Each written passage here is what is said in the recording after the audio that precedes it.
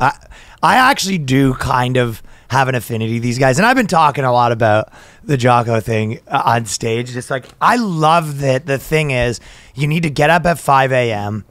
And then if you look into it any further, all it is they went to sleep really early, right? Yeah, they go to sleep at 9. Right. So you go, we've mentioned this here, but you go, so your whole life hack is farm hours, right? Yeah. You go, yeah, you know how they did on the farm? Do that again, right? Yeah.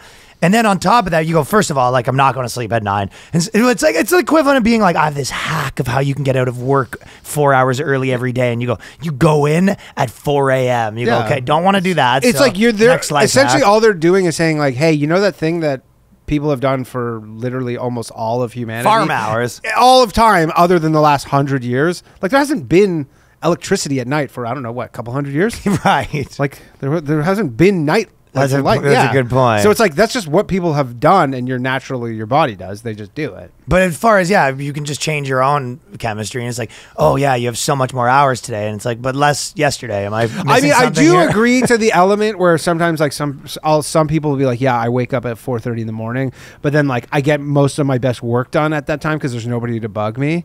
Like I kind of get. Yeah, but that's the same at night.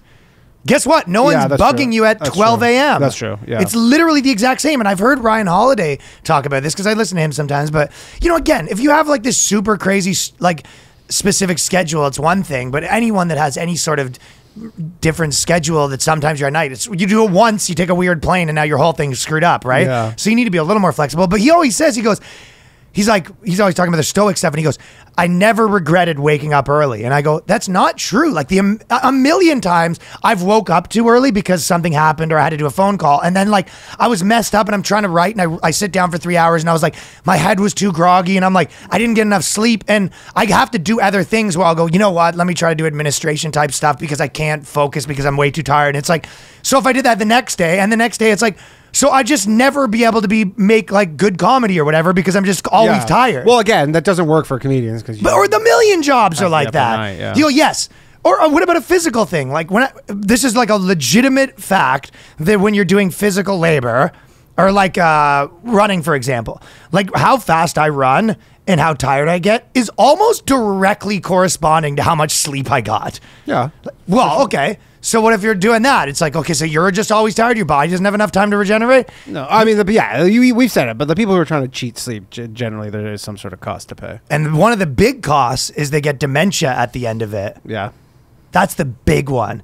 Some of these guys have the nerve to be like, one of the big life hack 1, get up really early. Life hack 2, get the right amount of sleep. And you're just like, okay, buddy. Yeah. I mean, if you can do it, if you have the life that like, you want to you're cool with going to bed at 9 p.m.